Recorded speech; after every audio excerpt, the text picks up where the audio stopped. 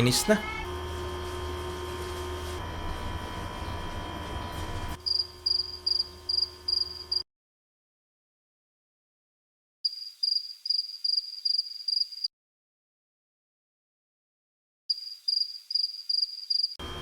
Isang buwan ka na palang hindi napaparehistro.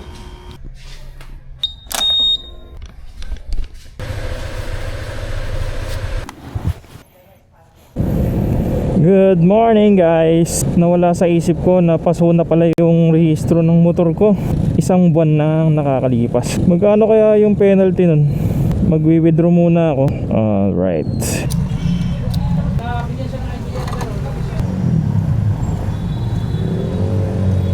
Challenge sa akin ngayon kung paano tayo makakalusot sa mga checkpoint. Kabilaan na yung mga checkpoint dito sa amin. Kung may mga champion man ako, pagpapaliwanagan ko na lang. Kasi nasa Canada pa lang ako, paso na yung rehistro ng motor ko. Doon na ako naabutan.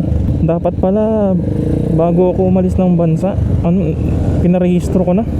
Ngayon motor ako ng motor, nakalimutan ko, nawala sa isip ko, paso na yung rehistro ko. Hindi natin patagalin to.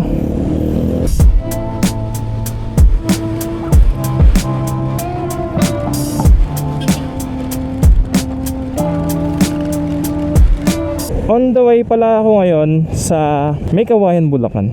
Hindi na ako tinanggap dun sa Malolos tsaka sa Santa Maria kasi kailangan mo pang magpa-schedule eh. Pero usually naman dito talaga ako nagpapa-renew sa May Kawayan kasi napakabilis lang dito.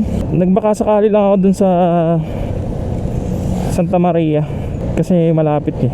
Dito malayo ka nga pero mabilis naman. At least, di ba? Woo! Hello. Pinapalitan ko yung center spring ko. Pansin ko tumulin tong motor na to. Ang center spring kasi yung na nakalagay dito yung pang Honda Click, mas mahaba siya. Tapos ayun, tumulin.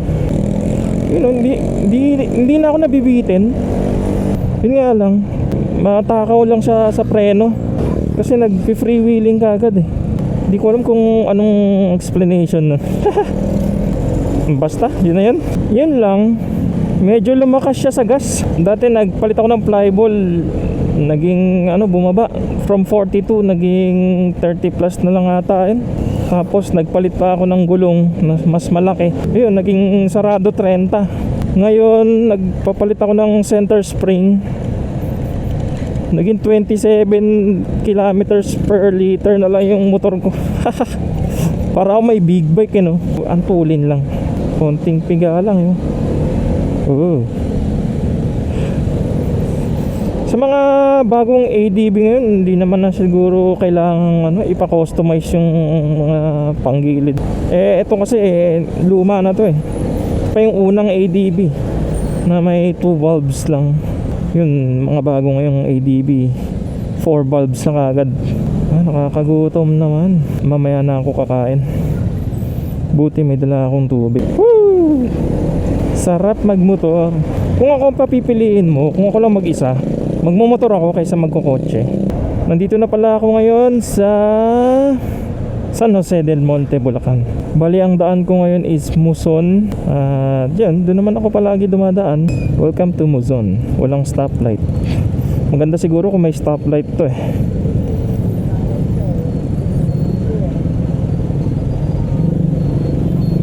Wala man lang enforcer pakiramdaman boy. Ayun, ito na yun. Liko na tayo dito. Thank you. Alright, hindi ko alam kung anong lugar na to basta ang tagos niyan May Kawayan na. Medyo umiinit na yung panahon. Parang patapos na yung winter dito. Winter talaga Anong oras na ba? 8:45. Anong oras ba ako? Ay, alas 8 ako umalis sa bahay 45 minutes na. Nawala sa isip ko, Monday pala. Hindi kaya maraming tao dun? Kasi 'di ba, Lunes 'di ba? Kahit sa pagbabayad ng kuryente, sobrang haba ng pila pag tuwing Monday. Sana maikli lang yung pila. Kasi sobrang dami ko pang asikasuhin sa bahay. Ay, yun lang. Kailangan ko pa palang magpa-xerox ng lisensya ko. Maghahanap lang ako. Kasi para pagdating dun, dire-diretso na. Andito na tayo sa May Kawayan, Bulacan. Yeah. Maluwag pa yung mga lupain dito eh. Ayun o. Tsaka ang dami pang bakanteng lupa. Masarap pang mag-jogging dito kasi fresh yung air.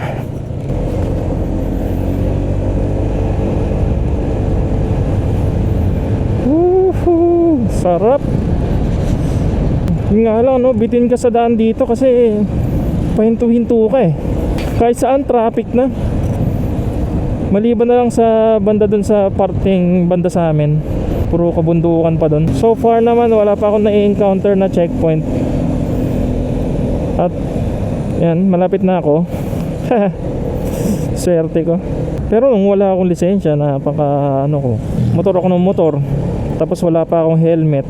Tapos minsan tinatakbuhan ko pa yung mga pulis. Kung babalikan ko yun, nakaka-cringe, alam mo yun. Paano ko nagawa yun?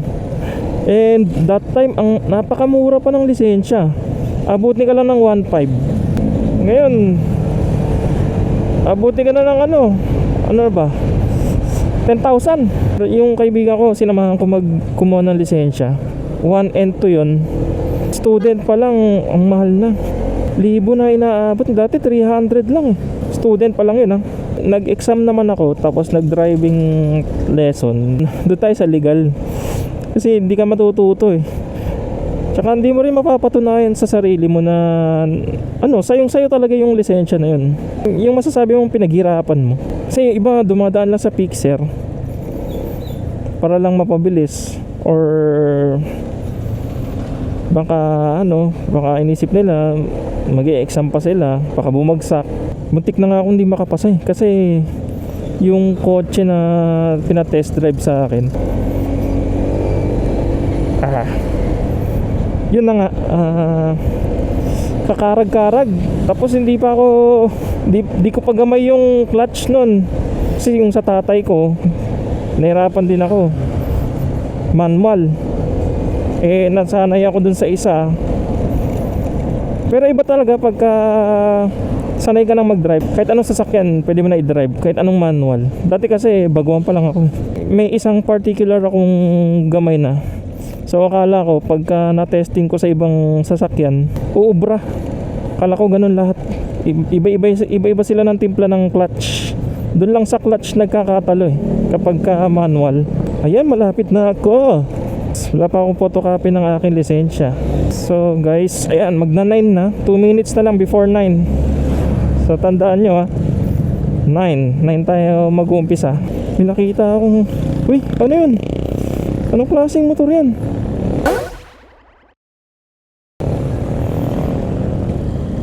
Grabe.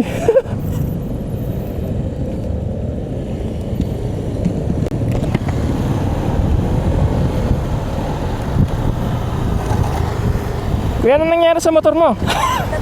Ha?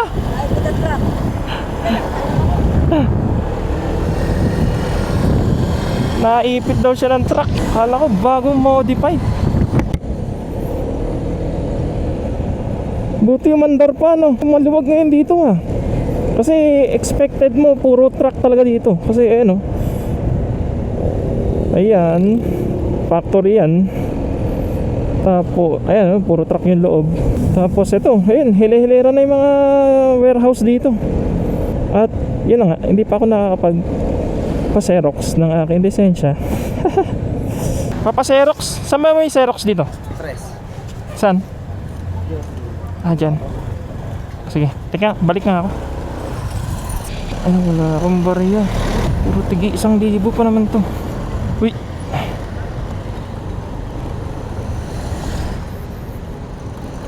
Okay guys, nandito na ako, mga 9. Ayan.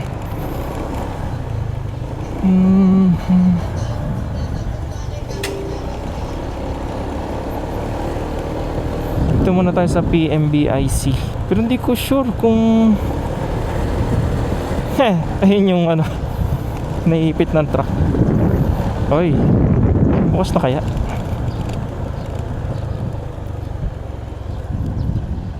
Yun, walang masyadong tao. Sir, anong kailangan doon sa ano? Dito? Yung dating rehistro? Tsaka yung ORCR lang. Sige.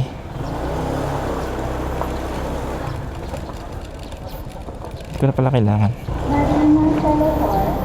Yun o. Ang konti lang din. Yeah. Ay.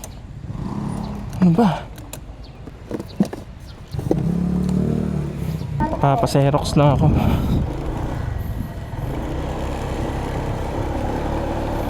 Kaso wala akong barya.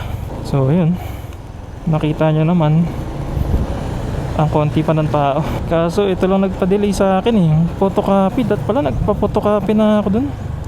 Eto, Xerox. Ang unti lang din ang nakapila.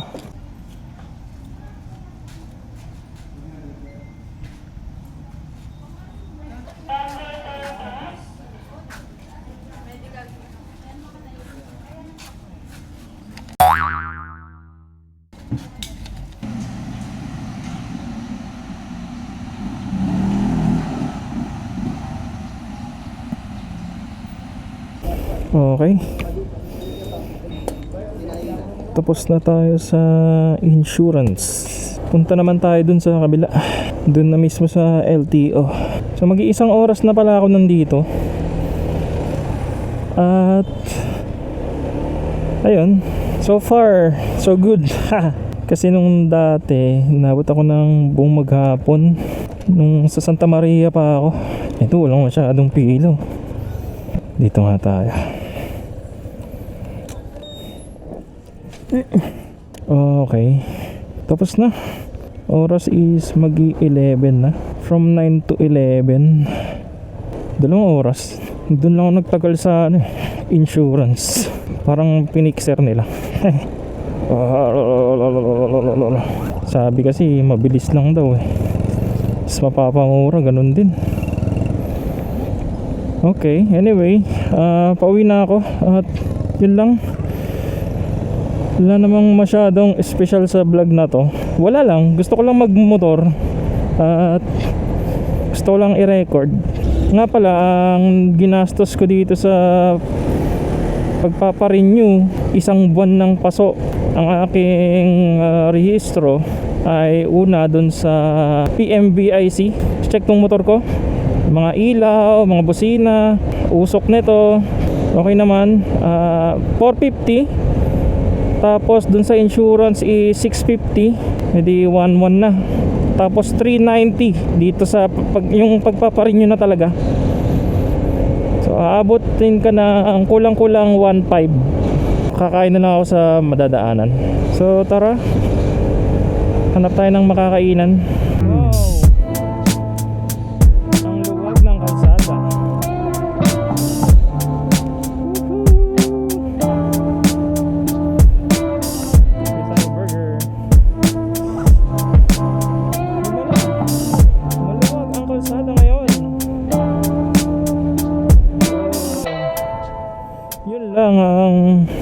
Sa susunod na magpaparenew ulit ako, magdadala na ako ng box. Ang hirap ng walang box. Lagi mong dala-dala yung helmet mo. Tapos naiwan ko pa yung tablet ko sa ibabaw ng motor ko. Buti walang kumuha.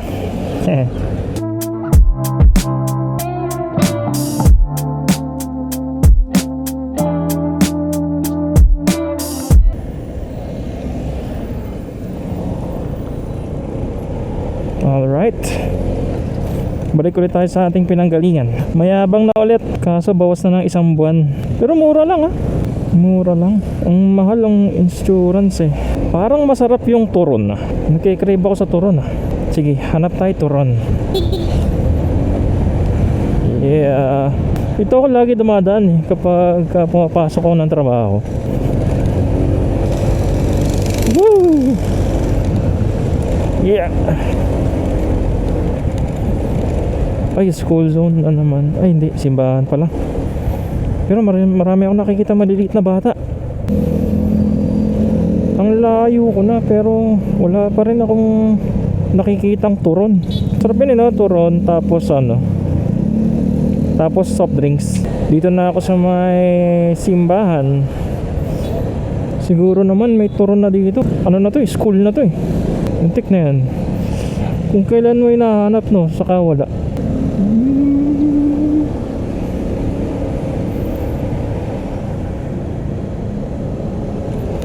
Yeah.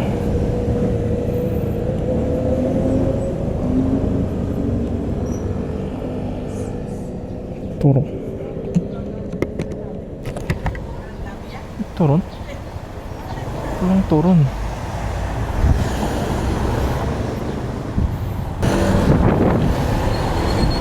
Alright. Siguro magtatanong na lang ako dito. Turon, kala mo buntis eh, no? Naglili sa turon eh, no? Ayun. Ayun, turon.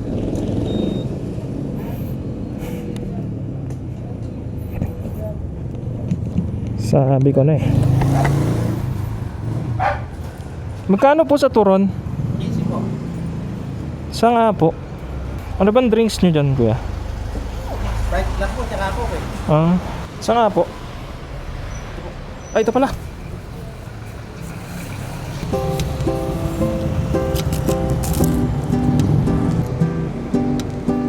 Ano po ito?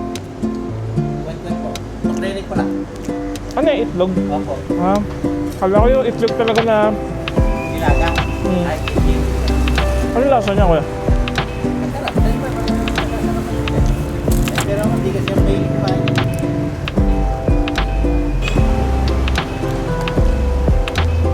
Magkano ba, kuya?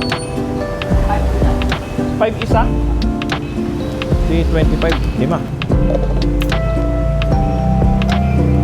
Wow, sarap. Kaya meron kang maanghang. Ayun po yung... Ito? Yan. Yan. Yun.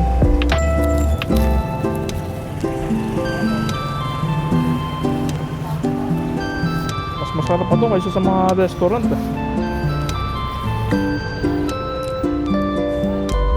15 tapos 25. Hindi mo yung kinuha ko, kuya. May tubig ko lang ako. Masama yung laging soft drinks ng soft drinks.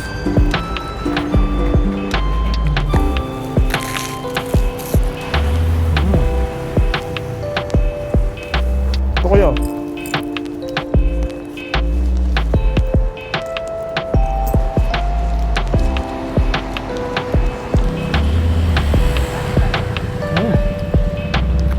Sarap.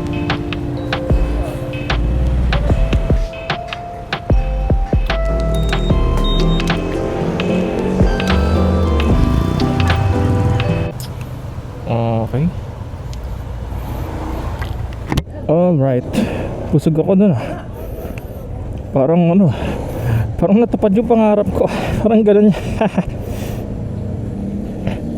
Teka, saan ba yung cellphone ko? Alright, check. Nandito. So, sinipon ako ang anghang. So, dito ko natatapusin yung aking vlog.